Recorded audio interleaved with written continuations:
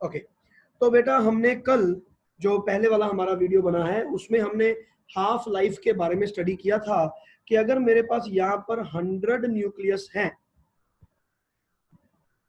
तो इनमें से 50 न्यूक्लियस खत्म हो जाएंगे और 50 न्यूक्लियस आपके पास बचे रह जाएंगे।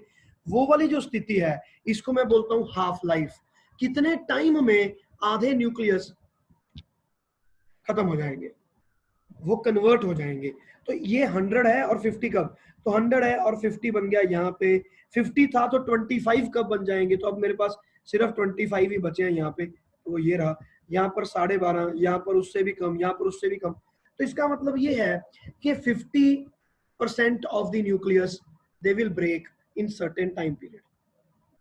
मान लिया जाए कि मेरे पास कुछ एक ऐसा सैंपल है कि जिसमें T half is equal to 1 hour, मतलब 1 घंटे में आपके अगर 100 से शुरू हो गए तो 50 रह जाएंगे, 50 से शुरू हो जाओगे तो 25 रह जाएंगे। लगेगा कितना, 1 घंटा, 1 घंटा, 1 घंटा, सब एक एक घंटा लगेंगे यहाँ पे। ओके, तो this is the concept known as half life. तो इसका डेरिवेशन हमने कल किया था, तो जो नए बच्चे हैं उनको पुराने वाला वीडियो रेफर करना पड़ेगा। और मेरे पास मेन फॉर्मूला मेरे पास ये है, T half is equal to 0.693 divided by lambda, and this is the half life. ठीक है, और मैंने बताया था कि ये एक फॉर्मूला एक जनरल फॉर्मूला है, इसका कोई खास डेरिवेशन नहीं है, मैथमेटिक्स में से ये आता है, but this is really very important. आपको बड़ी बार क्वेश्चंस आएंगे कि मैंने स्टार्टिंग में मेरे पास लाइक 100 न्यूक्लियस थे, तो 5 हाफ लाइव्स के बाद क्या होगा। 5 हाफ लाइव्स मतलब क्या हुआ इसका देखो, ये वाले ग्राफ में ये हो गया फर्स्ट हाफ लाइफ, ये सेकेंड हाफ लाइफ, ये थर्ड हाफ लाइफ, यहीं पर फोर्थ। तो अब मैं पूछ रहा हूं कि फिफ्थ हाफ लाइफ के बाद जो मेरे पास बचेगा, कितना मटेरियल बचा रह जाएगा, उसका फॉर्मूला है वो। तो फॉर्मूला है n is divided by n naught is equal to जो 1/2 raise to the power total time कितना लगा और टी हाफ कितना था। तो सिंपल बात है, अगर ये 1 घंटा था तो फिफ्थ में 5वां घंटा होगा, तो मैं यहाँ पर 5 डिवाइडेड बाय 1 कर दूंगा, so this will come out to be equal to 5। How many half lives do you want. हम कहेंगे जी 5 बार हाफ लाइफ कवर हो चुकी, 1 2 3 4 5। अब बताओ कि मेरे पास कितने शेष बच गए। हमने 100 से स्टार्ट किया था, तो मैं ये वाले फॉर्मूले में वैल्यू डायरेक्ट पुट कर दूंगा, सो ये आ जाएगा 1 divided by 32 multiply by n not.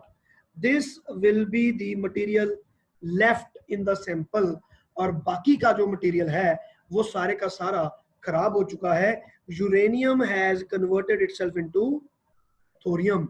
Red colour की जो ये डॉट्स हैं, इन्होंने अपने आप को ग्रे कलर की डॉट्स में कन्वर्ट कर दिया है, और सिर्फ मेरे पास बहुत ही छोटा पार्ट है जो अब शेष बचा। चलो, तो ये हो गया हमारा कल की क्लास का थोड़ा सा रिवीजन, ठीक है, और इसके डेरिवेशन पे आपने ध्यान में रखना है, सारा कुछ हो जाएगा। इसके बाद आज के लिए जो कॉन्सेप्ट हम करने वाले हैं that is mean life, and this is really very important. Why, क्योंकि बच्चा इसमें कंफ्यूज होता है, वो कहता है यार मीन लाइफ क्या आ गया, अभी तो हाफ लाइफ पढ़ा था, अब ये मीन लाइफ क्या होता है। और यहीं पर क्वेश्चंस पूछे जाते हैं, the difference between mean life and half life, and derive the formula for mean life. Half life तक तो सारे के सारे कर जाते हैं बच्चे, मीन लाइफ किसी को समझ में आता है और किसी को नहीं। इसलिए कोशिश आपने ये करनी है कि भाई आपको सब चीजें समझ में आए। देखो, तो मीन लाइफ का क्या मतलब है। मीन लाइफ का मतलब है कि मान लो मैंने ये वाला एक सैंपल रखा, इसमें मान लो कोई एक सैंपल जो है ये खत्म हो गया, टूट गया, ये फिर ये वाला सैंपल टूट गया, फिर ये वाला सैंपल टूट गया, तो इस ये मान लो 1 सेकंड के बाद ही टूट गया, ये वाले 2 सेकंड के बाद टूटा, ये वाला 3 सेकंड के बाद टूटा, फिर ये वाला जो टूटा मान लो ये 4 सेकंड के बाद टूटा। तो अब मैं आपसे एक सवाल पूछता हूँ, ये जो पहला न्यूक्लियस है इसकी एज कितनी हुई। एक्चुअल में अगर मैं पूछूं कि what is the age of this nucleus, तो वो कितनी हुई। आपने बोला कि हाफ लाइफ तो 1 घंटा है। अरे भैया, हाफ लाइफ 1 घंटा हो सकता है, लेकिन मेरा ये एक न्यूक्लियस 1 ही सेकंड के अंदर खत्म, तो इसकी लाइफ तो 1 सेकंड हुई ना, इसकी लाइफ हुई 1 सेकंड, और आप कह रहे हो 1 आवर। ये तो कोई बात नहीं बनी। 1 आवर का मतलब है कि भाई अगर आपके पास 10,000 न्यूक्लियस हैं तो 5,000 न्यूक्लियस आपके 1 घंटे के अंदर अंदर में ब्रेक हो जाएंगे। लेकिन कौन सा न्यूक्लियस ब्रेक होगा इसके ऊपर तो कोई कंडीशन है नहीं, वो तो हमें बताया नहीं गया। तो वहीं पर मैं यहाँ पर गेम खेल रहा हूँ कि ये वाला जो न्यूक्लियस है, ये न्यूक्लियस 1 सेकंड के बाद टूट जाता है, ये वाला न्यूक्लियस 2 सेकंड के बाद टूट रहा है। तो भाई एदी जेडी एज हुई, एदी एज कितनी हुई? 2 सेकंड हुई। एदी उम्र कितनी हुई? 3 सेकंड। एदी उम्र कितनी हुई? 4 सेकंड। मैं पंजाबी शिफ्ट हो गया हूँ, ठीक है ना, 4 सेकंड। ये सारे ਦੇ ਸਾਰੇ मतलब ਇਹਨਾਂ ਦੀ ਏਜ ਆਪਣੇ ਕੋਲੇ ਆ ਗਈ। ਮੰਨ ਲਿੱਤਾ ਜਾਵੇ ਕਿ ਇਹਨਾਂ ਦੇ ਵਿੱਚੋਂ ਨਾ ਇੱਕ ਆ ਵਾਲਾ ਨਿਊਕਲੀਅਸ, ਆ ਨਿਊਕਲੀਅਸ ਇਹ ਟੁੱਟਿਆ ਹੀ ਨਹੀਂ, ਇਹ ਬਦੰਦਰ ਟੁੱਟਿਆ ਹੀ ਨਹੀਂ, ਇਹ 5 ਘੰਟੇ ਜਿਉਂਦਾ ਰਿਹਾ। ਤਾਂ ਮੈਂ ਪੁੱਛਾਂ ਕਿ what is the life of this, तो you will say that it is 5 hours। तो इसका मतलब ये है कि यार ये mean life is not doing actual justice. Mean life का तो मतलब सिर्फ इतना है कि भाई इतना था इतने रह गए, सॉरी इतने थे इतने रह गए, हाफ लाइफ का। लेकिन मीन लाइफ है, जैसे हम बंदे की बात नहीं करते। अब जैसे मान लो हम बोलते हैं कि इंडिया में एक बंदा कितने साल उम्र रहता है, जिंदा रहता है, हमारी लाइफ एक्सपेक्टेंसी क्या है, तो इंडिया में that comes out to be equal to 70 years. तो आप कहते हो कि लगभग 70 साल हैं जी, 70 साल तक एवरेज है बंदा जीता रहता है। लेकिन बथेरी जनता है जो 20-25 साल की उम्र में मर जाती है भाई, और बथेरी जनता है जो 100 साल 120 साल की उम्र तक जिंदा रहती है। लेकिन एवरेज हमारी 70 ईयर्स पर आई। अब आपसे पूछा जाए कि इंडिया की पॉपुलेशन की एवरेज लाइफ एक्सपेक्टेंसी क्या है, और आप एक्चुअली में हाफ लाइफ की टर्म्स में जवाब दे दो कि भाई इंडिया की पॉपुलेशन इन्नी हैगी ते इन्ने सालों के अद्धी रह जूगी, कोई सेंस नहीं ना बनी। This is what is happening here. तो अब इस टॉपिक में जो मेरे पास मीन लाइफ वाला ਜਿਹੜਾ वाला टॉपिक है, ਇਹਦੇ ਚ ਆਪਾਂ ਦੇਖਾਂਗੇ ਕਿ ਐਵਰੇਜ ਦੱਸੋ ਯਾਰ ਕਿ ਇੱਕ ਨਿਊਕਲੀਅਸ ਕਿੰਨੇ ਕ ਸਕਿੰਟ ਜਾਂ ਕਿੰਨੀ ਕ ਸਾਲ ਜਿਉਂਦਾ ਰਹਿੰਦਾ ਹੈ। ਮੈਨੂੰ ਤਾਂ ਇਹ ਚੀਜ਼ ਪਤਾ ਕਰਨੀ ਹੈ। देखो average time for which the nuclei exists in the sample, the life expectancy of the radio active nuclei. एक न्यूक्लियाई की बात हो रही है, एक न्यूक्लियाई की बात हो रही है। ओके हाँ जी बेटा जी, सबको समझ में आ रहा है? किसी को कोई डाउट है तो पूछ लो। एनीबडी? No sir. चलो ठीक है, तो ये आपके पास आ गया। अमरजीत बेटा समझ लग रहा है? हाँ जी सर। ਹੁਣ ਆਪਾਂ ਵੱਡੀ ਗੱਲ ਇਹ ਹੈ ਵੀ ਆਪਾਂ ਇਹਦੇ ਚ ਮੈਥਮੈਟਿਕਸ ਕਿਵੇਂ ਇਨਵੋਲਵ ਕਰਾਂਗੇ। ਜਿੰਨੀ ਕੁ ਸਮਝ ਲੱਗ ਰਹੀ ਹੈ ਸਮਝ ਲਓ, ਤੇ ਕਿਉਂਕਿ ਤੁਹਾਨੂੰ ਇੰਟੀਗ੍ਰੇਸ਼ਨ ਤੁਸੀਂ ਕੀਤਾ ਨਹੀਂ ਹੋਇਆ, ਇਸ ਕਰਕੇ ਜੇ ਜ਼ਿਆਦਾ ਸਮਝ ਨਹੀਂ ਲੱਗ ਰਹੀ ਤਾਂ ਕੋਈ ਗੱਲ ਨਹੀਂ, ਇੱਕ ਵਾਰ ਇਹਨੂੰ ਆਈ ਯਾਦ ਕਰ ਲਿਓ, ਠੀਕ ਹੈ ਨਾ, ਰੱਟਾ ਮਾਰ ਲਿਓ। ਨਹੀਂ ਤਾਂ ਜਿਹਨੂੰ ਸਮਝ ਲੱਗ ਰਹੀ ਹੈ ਬਹੁਤ ਵਧੀਆ ਗੱਲ ਹੈ, ਠੀਕ ਹੈ। ਹੁਣ ਦੇਖੋ ਆਪਾਂ ਇਹ ਮੰਨ ਕੇ ਚੱਲਾਂਗੇ ਕਿ ਜੀ t = 0 ਤੇ ਮੇਰੇ ਕੋਲੇ n0 ਮਟੀਰੀਅਲ ਸੀਗਾ, ਤੇ ਮੈਂ t = t ਦੀ ਗੱਲ ਕਰਦਾ। t = t ਤੇ ਮੇਰੇ ਕੋਲੇ n ਬਚੇ ਰਹਿ ਗਏ, ਬਾਕੀ ਸਾਰੇ ਤਾਂ ਮਰ ਗਏ, n ਬਚਿਆ ਰਹਿ ਗਿਆ। ਹੁਣ ਆਪਾਂ ਨੇ ਕਹਿਤਾ ਕਿ ਮੰਨ ਲਓ ਕਿ dt ਟਾਈਮ ਪੀਰੀਅਡ ਦੇ ਵਿੱਚ dn ਨਿਊਕਲੀਅਸ ब्रेक हो गए। Let us suppose that dn number of nuclei disintegrate after time t in dt duration। dt time period ਦੇ ਵਿੱਚ ਆਪਣੇ ਕੋਲੇ ਬਹੁਤ ਹੀ ਘੱਟ ਨਿਊਕਲੀਅਸ dn ਨਿਊਕਲੀਅਸ ब्रेक ਹੋ ਗਏ। ਧਿਆਨ ਨਾਲ ਸੁਣਨਾ ਦੁਬਾਰਾ, ਆਪਾਂ ਨੇ t = 0 ਤੋਂ ਸ਼ੁਰੂ ਕੀਤਾ ਤੇ t = t ਤੇ ਆਪਾਂ ਲੈ ਕੇ ਗਏ। ਪਹਿਲਾਂ ਤਾਂ ਆਪਾਂ ਕਿਹਾ ਜੀ ਸਾਰੇ ਨਿਊਕਲੀਅਸ ਟੁੱਟ ਗਏ ਜੀ, ਇੱਥੇ n0 ਸੀਗੇ, ਹੁਣ ਆਪਣੇ ਕੋਲੇ n ਰਹਿ ਗਏ। ਬਟ बहुत ही छोटे टाइम पीरियड ਦੇ ਵਾਸਤੇ मैंने कैलकुलेट ਕੀਤਾ dt टाइम पीरियड ਵਾਸਤੇ।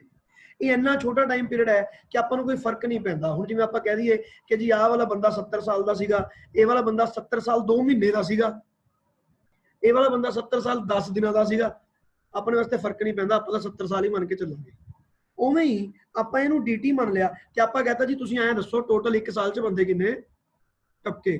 ਤੁਸੀਂ ਕਿਹਾ ਜੀ ਡੀਐਨ, ਤੇ ਡੀਐਨ ਨੰਬਰ ਆਫ ਪੀਪਲ ਜਾਂ ਡੀਐਨ ਨੰਬਰ ਆਫ ਨਿਊਕਲੀਆਈ ਦੇ ਡਿਸਇੰਟੀਗ੍ਰੇਟਡ। ਤਾਂ ਇਹ ਜਿਹੜੇ ਡੀਐਨ ਹੈ ਇਹਨਾਂ ਦੀ ਉਮਰ ਕਿੰਨੀ ਹੋਈ? ਇੱਕ ਨਿਊਕਲੀਅਸ ਦੀ ਉਮਰ ਹੋਈ ਟੀ ਹੋਈ ਨਾ ਉਮਰ ਉਹਦੀ। ਜਿਹੜਾ ਬੰਦਾ ਮਰ ਗਿਆ ਆਪਾਂ ਕਹਾਂਗੇ ਕਿ ਉਹਦੀ ਉਮਰ ਕਿੰਨੀ ਹੋਈ? ਉਹਦੀ ਉਮਰ ਹੋਈ 70 ਸਾਲ। ਚਾਹੇ ਉਹ 70 ਸਾਲ 5 ਮਹੀਨੇ ਸੀ, ਚਾਹੇ ਉਹ 70 ਸਾਲ 10 ਮਹੀਨੇ ਸੀ, 70 ਸਾਲ 2 ਮਹੀਨੇ ਸੀ, ਆਪਾਂ ਕਹਤਾ ਜੀ ਤੇਰੀ ਉਮਰ ਸੀ ਟੀ।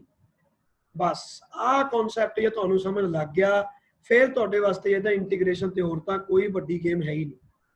ਹੁਣ ਇੱਥੋਂ ਦੀ ਮੈਂ ਦੇਖ ਹੁਣ ਡੀਐਨ ਨਿਊਕਲੀਅਸ ਦੀ ਐਨੀ ਹੋ ਗਈ, ਆਪਾਂ ਟੋਟਲ ਏਜ ਪਤਾ ਕਰ ਲਓ ਕਿੰਨੇ ਬੰਦੇ ਹੋ ਗਏ ਡੀਐਨ 70 ਸਾਲ। ਤਾਂ 70 ਸਾਲ ਚ 10 ਬੰਦੇ ਹੁਣ ਆਪਣੇ ਕੋਲ ਡੈਥ ਹੋ ਗਈ, ਉਹਨਾਂ ਦੀ 70 ਸਾਲ ਸੀ ਤਾਂ ਉਹਨਾਂ ਨੂੰ ਆਪਾਂ ਨੇ ਕਹਿਤਾ 70 + 70 + 70 + 70 ਕਰਕੇ ਆਪਾਂ ਉਹਨਾਂ ਦੀ ਐਵਰੇਜ ਲੈ ਰਹੇ ਹਾਂ ਤਾਂ ਟੋਟਲ ਆਪਣੇ ਕੋਲੇ ਹੋ ਗਿਆ 700 ਸਾਲ। ਡਿਵਾਈਡਡ ਬਾਈ 10 ਕਰ ਦਿਆਂਗੇ ਤਾਂ ਐਵਰੇਜ ਆ ਜਾਊਗੀ। ਉਵੇਂ ਹੀ ਆਪਾਂ ਨੇ ਇੱਥੇ ਕਰਨ ਲੱਗਿਆ T.DN ਪਹਿਲਾਂ ਤਾਂ ਮਲਟੀਪਲਾਈ ਕਰਕੇ ਉਹਨਾਂ ਦੀ ਟੋਟਲ ਏਜ ਫਾਈਂਡ ਕੀਤੀ ਕਿ ਇੱਕ ਨਿਊਕਲੀਅਸ ਦੀ ਉਮਰ ਕਿੰਨੀ ਹੈ। ਤੁਸੀਂ ਕਿਹਾ ਜੀ T, ਆਪਣੇ ਕੋਲ ਟੋਟਲ ਨਿਊਕਲੀਅਸ ਕਿੰਨੇ ਸੀ? DN, ਤਾਂ ਟੋਟਲ ਕਿੰਨਾ ਹੋ ਗਿਆ? DN × T। ਇਹਦੇ ਉੱਤੇ ਆਪਾਂ ਨੇ ਇੰਟੀਗ੍ਰੇਸ਼ਨ ਦਾ ਸਾਈਨ ਲਾਇਆ ਕਿਉਂਕਿ ਇਹ DN ਹੈ ਨਾ, ਇਹਨੂੰ D ਨੂੰ ਹਟਾਉਣ ਵਾਸਤੇ ਇੰਟੀਗ੍ਰੇਟ ਕਰਨਾ ਪਏਗਾ। ਡਿਵਾਈਡਡ ਬਾਈ N0, ਤਾਂ ਆਪਾਂ ਕਹਿੰਦੇ ਆ ਵੀ ਮੰਨ ਲਿੱਤਾ ਜਾਵੇ ਆਪਣੇ ਕੋਲ ਟੋਟਲ N0 ਸੀਗੇ ਤੇ ਇੱਕ ਸਮੇਂ ਬਾਅਦ ਸਾਰੇ ਹੀ ਮਰ ਗਏ, ਬਟ ਸਾਰੇ ਕਦੇ ਵੀ ਨਹੀਂ ਮਰਦੇ। ਆਪਾਂ ਨੇ ਅਸੰਪਸ਼ਨ ਲਾਈ ਕਿ ਸਾਰੇ ਮਰ ਗਏ, ਆਪਾਂ ਕਹਤਾ ਜੀ ਸਾਰੇ ਮਰ ਗਏ। ਟੋਟਲ ਨੰਬਰ ਆਫ ਨਿਊਕਲੀਆਈਸ ਆਪਾਂ ਇੱਥੇ N0 ਲਿਖਿਆ। ਇਹਨੂੰ ਆਈ ਲਿਖਣਾ, ਕਾਪੀ ਕਰਨਾ ਸਿੱਖੋ ਬੇਟਾ ਜੇ ਇੰਟੀਗ੍ਰੇਸ਼ਨ ਨਹੀਂ ਆਉਂਦੀ। ਦੇਖੋ ਇੰਟੀਗ੍ਰੇਸ਼ਨ ਦੇ ਵਿੱਚ ਪਹਿਲੀ ਗੱਲ ਤਾਂ ਜਿਹੜੇ ਨਾਨ ਮੈਡੀਕਲ ਦੇ ਆ ਤੁਹਾਨੂੰ ਮੈਥਸ ਦੇ ਵਿੱਚ ਡਿਟੇਲ ਚ ਕਰਾਇਆ ਜਾਏਗਾ, ਜਿਹੜੇ ਮੈਡੀਕਲ ਦੇ ਆ ਉਹਨਾਂ ਨੂੰ ਨਹੀਂ ਕਰਾਇਆ ਜਾਂਦਾ। ਮੈਂ ਤੁਹਾਡੇ ਸਾਰਿਆਂ ਨੂੰ ਕਰਵਾਉਂਗਾ ਬਟ ਉਹਦੇ ਵਿੱਚ ਟਾਈਮ ਲੱਗੂਗਾ। ਜਦੋਂ ਤੱਕ ਤੁਹਾਨੂੰ ਉਹ ਸਮਝ ਨਹੀਂ ਲੱਗ ਰਹੀ ਜਾਂ ਆਪਾਂ ਕਲਾਸਾਂ ਕੰਡਕਟ ਨਹੀਂ ਕਰਦੇ ਜਾਂ ਤੁਹਾਨੂੰ ਪਤਾ ਨਹੀਂ ਲੱਗਦਾ ਉਦੋਂ ਤੱਕ ਆਪਦੇ ਵਾਸਤੇ ਇੱਕ ਨਿਯਮ ਬਣਾ ਕੇ ਰੱਖੋ, ਜਿੱਥੇ ਇੰਟੀਗ੍ਰੇਸ਼ਨ ਆ ਗਈ ਰੱਟਾ ਮਾਰ। ਫਾਰਮੂਲੇ ਤਾਂ ਵੈਸੇ ਵੀ ਰੱਟਾ ਮਾਰਨੀ ਪੈਂਦੇ ਆ, ਇਹ ਵੀ ਫਾਰਮੂਲਾ ਹੀ ਹੈ, ਠੀਕ ਹੈ ਨਾ। ਹੁਣ ਇਹਨੂੰ ਜਦੋਂ ਆਪਾਂ ਇੰਟੀਗ੍ਰੇਟ ਕਰਾਂਗੇ ਤਾਂ ਕਿਵੇਂ ਇੰਟੀਗ੍ਰੇਟ ਕਰਾਂਗੇ ਬੇਟਾ? DN ਦੇਖੋ, D ਤੋਂ ਬਾਅਦ N ਲੱਗਿਆ ਹੋਇਆ ਹੈ। ਸਟਾਰਟਿੰਗ ਦੇ ਵਿੱਚ N ਕਿੰਨੇ ਸੀ? N0, ਤੇ ਆਫਟਰ ਟਾਈਮ ਜਦੋਂ ਸਾਰੇ ਮਰ ਗਏ ਉਦੋਂ ਆਪਣੇ ਕੋਲੇ N ਕਿੰਨੇ ਬਚੇ ਰਹਿ ਗਏ? 0। ਸਟਾਰਟਿੰਗ ਚ N0 ਸੀਗੇ, ਬਾਅਦ ਚੋਂ ਕਿੰਨੇ ਹੋ ਗਏ? 0। N0 ਆਪਣੇ ਕੋਲ ਟੋਟਲ ਨੰਬਰ ਆਫ ਸੀਗੇ, ਆਪਾਂ ਨੇ ਇਹਨੂੰ ਆ ਇੰਟੀਗ੍ਰੇਸ਼ਨ ਦੇ ਵਿੱਚ ਪਾਤਾ। ਹੁਣ ਇਹਦੀ ਇੰਟੀਗ੍ਰੇਸ਼ਨ ਆਪਾਂ ਕਿਵੇਂ ਕੀਤੀ? ਲੈਟ ਅਸ ਸੀ ਨਾਓ। ਹੁਣ ਦੇਖੋ, ਹੁਣ ਇੱਥੇ ਆਪਣੇ ਕੋਲ ਯਾਰ DN ਆ ਗਿਆ। ਹੁਣ DN ਨੂੰ ਆਪਾਂ ਰਿਪਲੇਸ ਕਰਨਾ ਚਾਹੁੰਦੇ ਆ ਤਾਂ ਮੈਂ ਇੱਧਰ ਚਲਾ ਗਿਆ। We know that N is equal to N0 this, ਇਹਨੂੰ ਆਪਾਂ ਕਹਿੰਦੇ ਆ law of radioactivity, ਤੇ ਇਹ ਆਪਾਂ ਪਹਿਲਾਂ ਕੀਤਾ ਸੀ ਡਿਟੇਲ ਚ, ਤੁਸੀਂ ਅਸਾਈਨਮੈਂਟ ਵੀ ਬਣਾਈ ਹੈ, ਠੀਕ ਹੈ ਨਾ, ਤੁਹਾਨੂੰ ਯਾਦ ਹੋਣਾ ਚਾਹੀਦਾ। ਇਹਨੂੰ ਆਪਾਂ ਨੇ ਡਿਫਰੈਂਸ਼ੀਏਟ ਕਰਕੇ ਨਾ ਬੇਟਾ DN ਦੀ ਵੈਲਿਊ ਫਾਈਂਡ ਕੀਤੀ, ਠੀਕ ਹੈ। Again don't get into details, ਬਸ ਇਹਨੂੰ ਐਂ ਯਾਦ ਰੱਖਣਾ। ਤੇ ਇਹਨੂੰ ਆਪਾਂ ਨੇ ਇੱਥੇ ਸਬਸਟੀਟਿਊਟ ਕੀਤਾ, ਇੰਟੀਗ੍ਰੇਸ਼ਨ ਚ ਬਾਲਾ ਨਹੀਂ ਪੈਣਾ, ਤੁਹਾਨੂੰ ਮੈਂ ਫਾਰਮੂਲਾ ਦੱਸਦਾ ਐਂਡ ਤੇ। ਫਿਰ ਇਹਦੀ ਇੰਟੀਗ੍ਰੇਸ਼ਨ ਬਹੁਤ ਜ਼ਿਆਦਾ ਔਖੀ ਹੈ। ਹੁਣ ਆਹ ਚੀਜ਼ ਦੀ ਇੰਟੀਗ੍ਰੇਸ਼ਨ ਮੈਥ ਦਾ ਜਿਹੜੇ ਸਟੂਡੈਂਟਸ ਹੈਗੇ ਆ ਉਹ ਵੀ ਨਹੀਂ ਪਤਾ ਕਰ ਸਕਣਗੇ ਕਿ ਨਹੀਂ ਕਰ ਸਕਣਗੇ। ਜਿਹੜੇ ਨਾਨ ਮੈਡੀਕਲ ਦੇ ਸਟੂਡੈਂਟ ਹੈ ਤੁਹਾਨੂੰ ਆਈਲੇਟ ਕਰਕੇ ਤੁਹਾਡੇ ਟੀਚਰ ਨੇ ਦੱਸਿਆ ਹੋਣਾ, ਇਹ ਪਤਾ ਹੈ ਬੇਟਾ ਆਈਲੇਟ? ਐਨੀਬਡੀ? ਨਹੀਂ, ਇੰਟੀਗ੍ਰੇਸ਼ਨ ਦਾ ਬੇਟਾ ਇੱਕ ਤਰੀਕਾ ਹੁੰਦਾ ਹੈ ਬਾਏ ਪਾਰਟਸ। ਆਪਾਂ ਨੇ ਉਹ ਗੱਲਾਂ 'ਚ ਨਹੀਂ ਪੈਣਾ, ਆਪਣੇ ਕਿਸੇ ਕੰਮ ਦੀਆਂ ਚੀਜ਼ਾਂ ਨਹੀਂ ਗੀਆਂ। You can leave this derivation anyways. ਆ ਆਪਣੇ ਕੋਲੇ ਮੀਨ ਲਾਈਫ ਦਾ ਫਾਰਮੂਲਾ ਬਣ ਗਿਆ। Mean life comes out to be equal to 1/λ। Lambda ਕੀ ਸੀਗਾ ਯਾਦ ਦਿਵਾ ਦਿੰਨਾ, ਡੀਕੇ ਕਾਂਸਟੈਂਟ।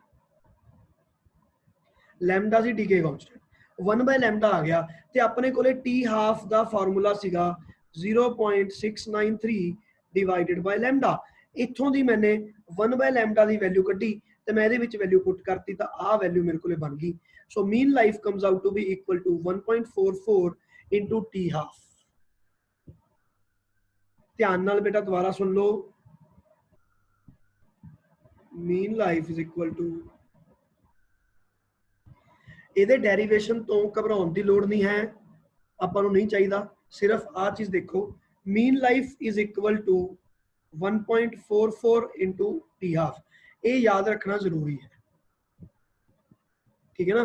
ਤੇ ਜੇ ਆਪਾਂ ਮੰਨ ਲਈਏ ਕਿ ਆਪਾਂ ਇੰਡੀਆ ਦੀ ਪਾਪੂਲੇਸ਼ਨ ਤੇ ਲਾ ਕੇ ਦੇਖੀਏ, ਚਲੋ ਵੈਸੇ ਤਾਂ ਇਹ ਚੀਜ਼ਾਂ ਇੰਡੀਆ ਦੀ ਪਾਪੂਲੇਸ਼ਨ ਅਪਲਾਈ ਨਹੀਂ ਹੁੰਦੀਆਂ, ਮੰਨ ਲਓ ਆਪਾਂ ਲਾ ਦਈਏ, ਆਪਾਂ ਕਹਿ ਦਈਏ ਯਾਰ ਉਹਨਾਂ ਨੇ ਸੇਮ ਹੀ ਪੈਟਰਨ ਫੋਲੋ ਕਰਦੇ ਆ, ਜਿਵੇਂ ਡਿਸਇੰਟੀਗ੍ਰੇਟ ਹੁੰਦੇ ਆ ਉਵੇਂ ਹੀ ਆਪਣੇ ਲੋਕੀ ਵੀ ਆਈ ਜਾ ਰਹੇ ਨੇ, ਤਾਂ ਆਪਾਂ ਦੇਖੀਏ ਕਿ ਆਪਣੀ ਮੀਨ ਲਾਈਫ ਕਿੰਨੀ ਹੈ। ਮੀਨ ਲਾਈਫ ਆਪਣੀ ਜਿਵੇਂ 70 ਸਾਲ ਹੈ, ਤਾਂ ਆਪਣੀ ਜਿਹੜੀ ਹਾਫ ਲਾਈਫ ਹੈ ਉਹ ਕਿੰਨੀ ਹੋ ਜੂਗੀ, ਉਹ ਇੱਥੋਂ ਦੀ ਕੱਢ ਲਓ। So T half will come out to be 693 multiplied by 70, ठीक है। अप्रोक्सीमेटली ये 0.7 ले लो, 0.7 multiplied by 70, 7 7 49, 49 ईयर्स आ गए, मतलब 49 ਸਾਲਾਂ ਦੇ ਵਿੱਚ ਆਪਣੀ ਜਿੰਨੀ ਪਾਪੂਲੇਸ਼ਨ ਅੱਜ ਹੈਗੀ, ਜਿੰਨੀ ਵੀ ਹੈਗੀ ਅੱਜ ਤੋਂ ਜੇ ਤੁਸੀਂ ਗਣਨ ਲੱਗ ਜਾਓ, ਅਗਲੇ 49 ਸਾਲਾਂ ਦੇ ਵਿੱਚ ਦੇਸ਼ ਦੀ ਪਾਪੂਲੇਸ਼ਨ ਅੱਧੀ ਰਹਿ ਜੂਗੀ, ਬਾਕੀ ਸਾਰੇ गायब हो जाएंगे। गल समझ लगी? मतलब this is a very wrong example that I am taking, but I just want कि ਤੁਹਾਨੂੰ ਸਮਝ ਲੱਗੇ ਚੰਗੀ ਤਰ੍ਹਾਂ, ਠੀਕ ਹੈ ਨਾ। ਤਾਂ ਆਪਣੇ ਕੋਲੇ ਆ ਚੀਜ਼ ਆ ਗਈ, ਦਿਸ ਇਜ਼ ਹਾਫ ਲਾਈਫ ਬੇਟਾ। ਹੁਣ ਜਦੋਂ ਕਿ ਆਪਣੀ ਐਵਰੇਜ ਉਮਰ ਆਪਣੀ 70 ਸਾਲ ਹੈ, ਐਵਰੇਜ ਉਮਰ 70 ਸਾਲ ਹੈ ਆਪਣੀ ਸਾਰਿਆਂ ਦੀ। ਜੇ 70 ਸਾਲ ਦੀ ਉਮਰ ਹੈ, ਜਿਵੇਂ ਆਪਣੇ ਅੱਜ ਦਾ ਡੈਥ ਰੇਟ ਹੈ, ਉਵੇਂ ਜੇ ਗੇਮ ਚੱਲਦੀ ਰਹੇ, ਤਾਂ ਵੀ ਜੇ ਆਪਾਂ ਦੇਖੀਏ ਤਾਂ 49 ਸਾਲਾਂ ਦੇ ਵਿੱਚ ਆਪਣੀ ਪਾਪੂਲੇਸ਼ਨ ਅੱਧੀ ਹੋ ਜਾਣੀ ਚਾਹੀਦੀ ਹੈ। But because we don't follow this model, actually ਆਪਣੀ ਪਾਪੂਲੇਸ਼ਨ ਅਗਲੇ 50 ਸਾਲਾਂ 'ਚ ਪਤਾ ਹੀ ਨਹੀਂ ਕਿੰਨੀ ਹੋ ਜਾਣੀ ਹੈ। ਚਲੋ ਬੇਟਾ ਇੱਥੋਂ ਤੱਕ ਸਮਝ ਲੱਗ ਗਿਆ, ਦੱਸੋ। हाँ भाई एवरीबडी बोलो कुछ ना कुछ, यस नो कुछ भी बोलो, एवरीबडी। Yes sir. गुड। हाँ भाई बाकी लोग, मोहित। यस सर, बोले सी। हाँ समझ लग रहा है, बोलिया सी। सुमित बेटा ठीक है, ते बेटा ਤੁਹਾਡਾ नाम खुशबू है?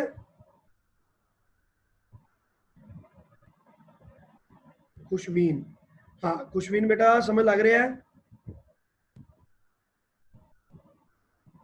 चलो मे भी शायद माइक की प्रॉब्लम होनी है उन्होंने, एनीवेज चलो ठीक है। तो इत्थे अपना हो गया, हुण आपां चलदे हां इदों अगे।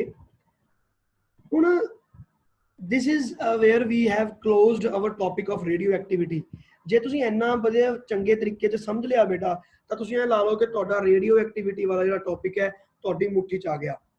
बस आ दो डेरीवेशनस ने जिन्हें मैं तुहानूं दिखाते, एक उपर वाला जिहदे विच अपने कोले n = n0 * e raised to power -λt वाला सी, एक अपने कोले मीन लाइफ, बस एक हाफ लाइफ, बस आ 3-4 चीज़ां ने, तुहाडा न्यूक्लीयर चैप्टर खत्म।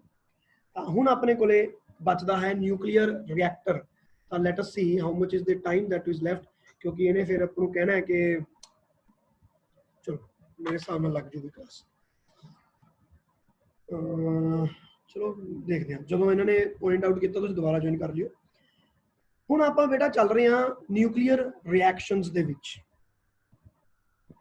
सो here we are qualitatively changing our topic. Basically अपने कोले इहदे दो टॉपिक्स ने, एक अपने कोले हुंदा है रेडियो एक्टिविटी ते एक अपने कोले हुंदा है न्यूक्लीयर रिएक्शंस।